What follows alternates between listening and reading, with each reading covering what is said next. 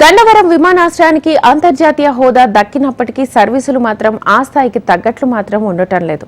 ఒకట్రెండు అంతర్జాతీయ సర్వీసులు నడుస్తున్నప్పటికీ అవి కూడా అడపాదడపా మాత్రమే నడుస్తున్న పరిస్థితి. గతంలో మాదిరి దేశంలో కీలక నగరాలకు ఉన్న కనెక్టివిటీ కూడా ప్రస్తుతం లేకపోవడంతో ప్రయాణికులు తీవ్ర అసౌకర్యాన్ని చవిచూస్తున్నారు. గన్నవరం నుంచి ఏ కొత్త సర్వీస్ పెట్టినా ప్రయాణికుల నుంచి ఫుల్ డిమాండ్ ఉంటోంది. ఈ నేపథ్యంలో కొత్త సర్వీసులు పెంచాలి అనే డిమాండ్ ప్రయాణికుల నుంచి పెరిగిపోతోంది.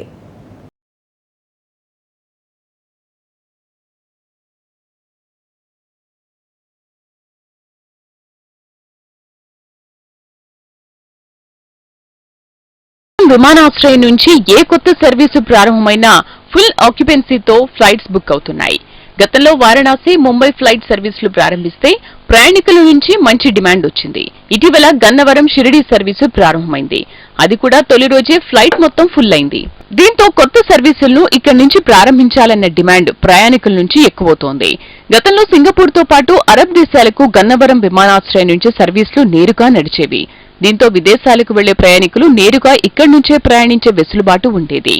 ఆ తర్వాత కాలంలో అంతర్జాతీయ సర్వీసులు పూర్తిగా నిలిచిపోగా దేశీయ సర్వీసులు కూడా తగ్గిపోయాయి.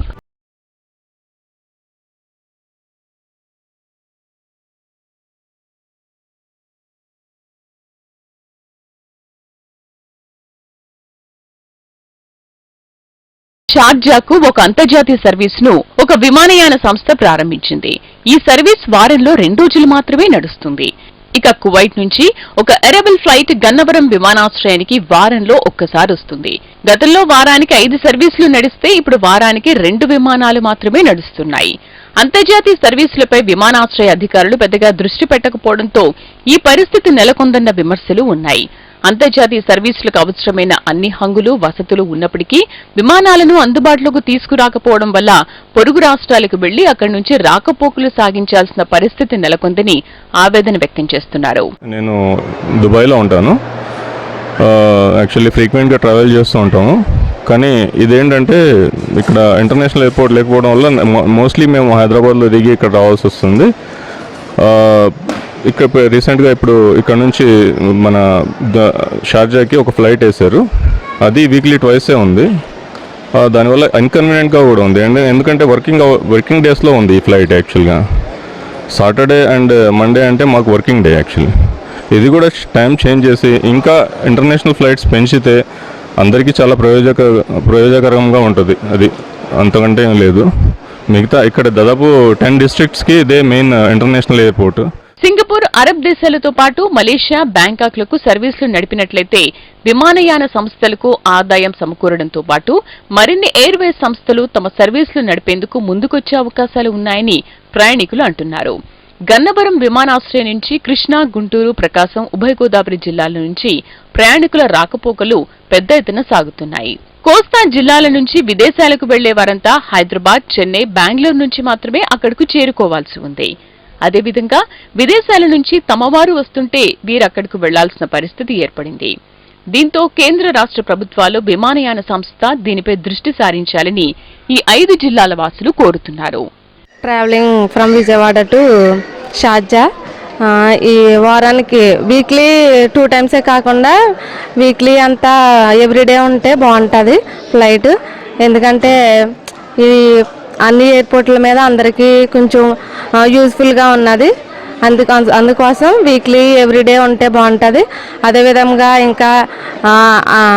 ఇంకా అదర్ కంట్రీస్కి కూడా ట్రాన్స్పోర్ట్ ఉంటే బాగుంటుందని మేము అనుకుంటున్నాం. గన్నవరం నుంచి దేశంలోని వివిధ ప్రధాన నగరాలకు వెళ్లే దేశీయ సర్వీసులు కూడా ప్రస్తుతం తగ్గిపోయాయి. గతంలో వివిధ ప్రాంతాలకు 24 గంటలు విమాన సర్వీసులు అందుబాటులో ఉండేవి. విజయవాడ, హైదరాబాద్, విజయవాడ, ముంబై, విజయవాడ, ఢిల్లీ, విజయవాడ, వారణాసి, విజయవాడ, బెంగళూరు సర్వీసులు అధికంగా నడిచేవి. ప్రస్తుతం ఈ సర్వీసులు అరకొరగానే నడుస్తున్నాయి. గతంలో విజయవాడ, హైదరాబాద్ కు 8 నుంచి 9 సర్వీసులు ఉంటే ఇప్పుడు ఆ సంఖ్య సగానికి తగ్గిపోయింది. బెంగళూరుకు 4 సర్వీసులు గతంలో ఉండగా ఇప్పుడు కేవలం 2 సర్వీసులు మాత్రమే నడుస్తున్నాయి. ఇక ముంబై సర్వీస్ పూర్తిగా నిలిచిపోయింది. సర్వీసులు కూడా బాగా తగ్గిపోయాయి. ప్రస్తుతం గన్నవరం నుంచి ఉదయం ఒక సర్వీసు, రాత్రి మరో సర్వీస్ మాత్రమే ఢిల్లీకి నడుస్తున్నాయి. ఇక వారణాసి సర్వీస్ ను కూడా పూర్తిగా నిలిపివేశారు. గన్నవరం విమానాశ్రయం నుంచి విజయవాడ, షిరిడి సర్వీసు ప్రారంభం కావడంతో మళ్లీ ప్రయాణికుల్లో ఆశలు ఎక్కువవుతున్నాయి. దేశంలోని అన్ని ప్రధాన నగరాలకు ఇక్కడి నుంచి కనెక్టింగ్ సర్వీసులు నడపాలని కోరుతున్నారు.